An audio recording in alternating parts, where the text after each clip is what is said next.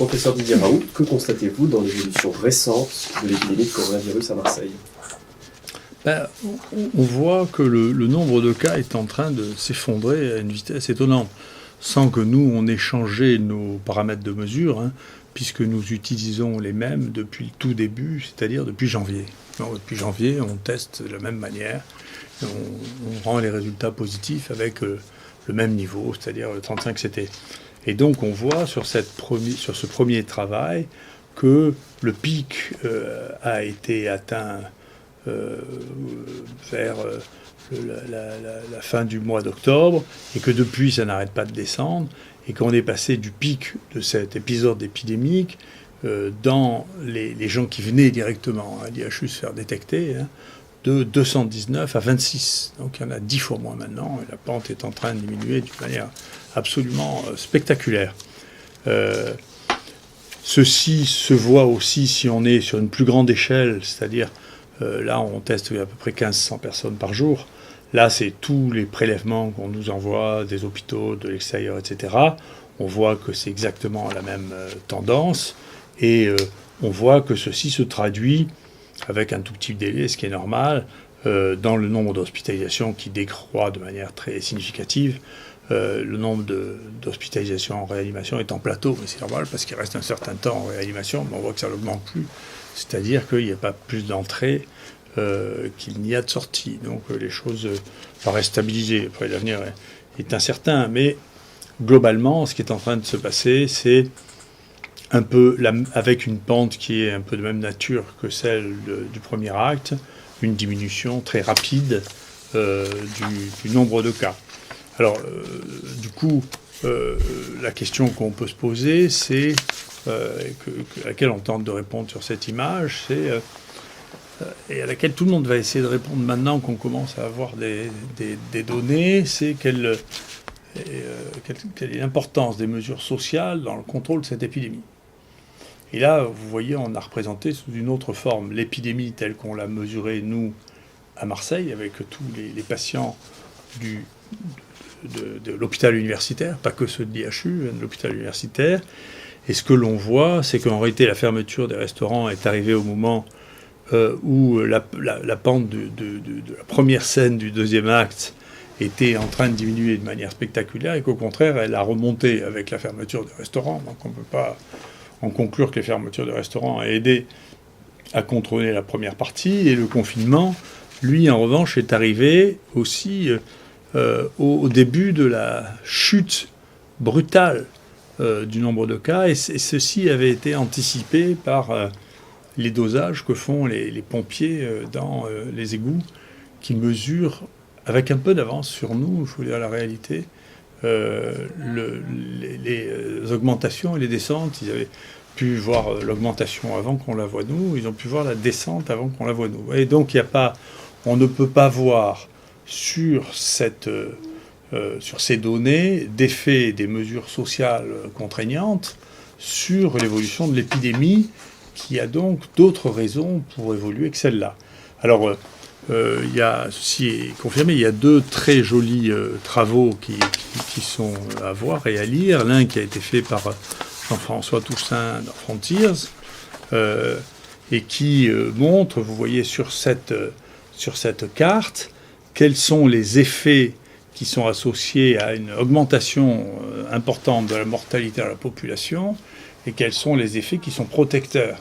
Alors, ce n'est pas une surprise pour nous depuis qu'on commence à y réfléchir.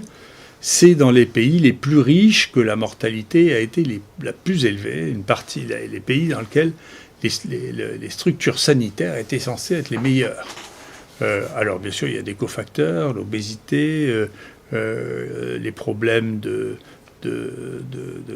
espérance de vie très longue, mais en plateau, le nombre de cancers, mais ça n'est pas lié au fait qu'il y ait un financement important de la santé. C'est paradoxal, c'est les pays dans lesquels il y a le financement de la santé le plus important, dans lesquels il y a la mortalité la plus élevée. Alors, qu'est-ce qu'il y a de plus protecteur? C'est ce côté-là. Eh bien, c'est les gens il y a eu moins de morts dans les gens qui connaissent les maladies infectieuses. Ça, c'est la première fois qu'on le dit, c'est-à-dire les gens qui ont encore un problème avec les maladies infectieuses savent gérer les maladies infectieuses, tandis que les pays les plus riches, pour qui ça a cessé d'être une priorité, ne savent pas le faire. Et donc ça, c'est une vraie priorité dans les pays dans lesquels la mortalité par maladie infectieuse reste une cause importante de mortalité. Est-ce que les pays dans lesquels les maladies chroniques sont devenues les causes importantes de mortalité, manifestement, sont moins bien préparés à cet aspect-là. Et ce qu'on voit en haut, ça veut dire que c'est neutre, c'est-à-dire que ça n'est pas quelque chose qui influence, c'est les mesures sociales de contraintes et de leur effet sur le fait qu'il y ait plus ou qu'il y ait moins de morts. Donc on voit là-dessus, il y a un paradoxe que moi je souligne depuis longtemps, c'est les plus riches qui ont payé le tribut le plus élevé, et une des explications, c'est celle-là, c'est ceux qui ont le plus d'habitude des maladies infectieuses. Un autre travail que je vous recommande, qui est accessible aussi, qui est un travail... C'est 2 collègues parisiens qui ont fait ça, hein, je ne suis pas que des Marseillais dont je parle.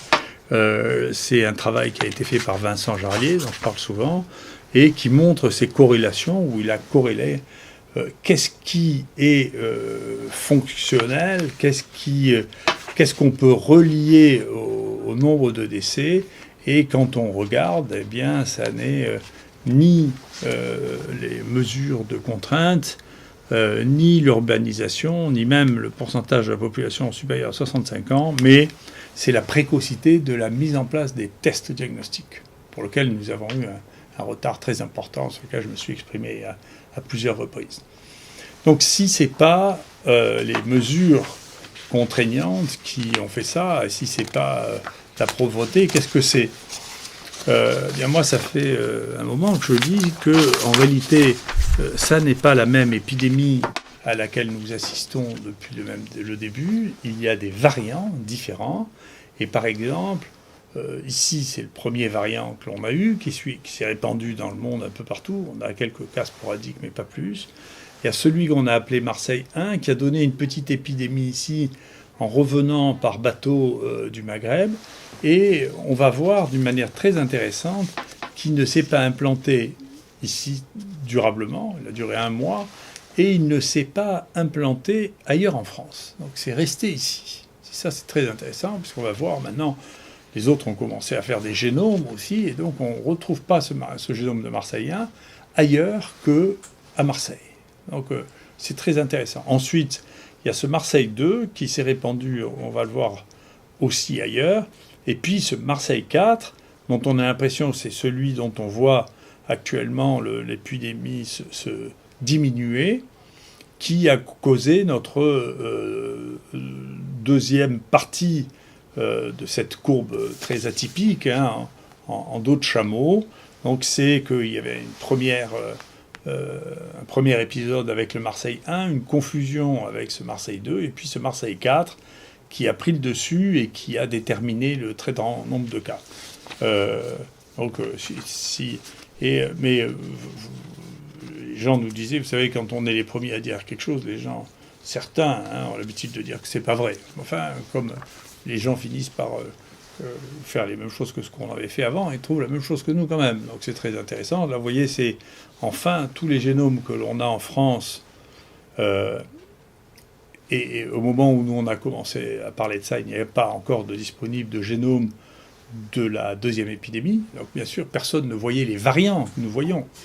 Nous, on a vu les variants et on voit que c'est pareil. Nous, celui que nous avons eu qui est le plus commun, c'est le 4. Et vous voyez que dans le reste de la France aussi, c'est le 4. C'est aussi celui qu'on trouve le plus en Europe.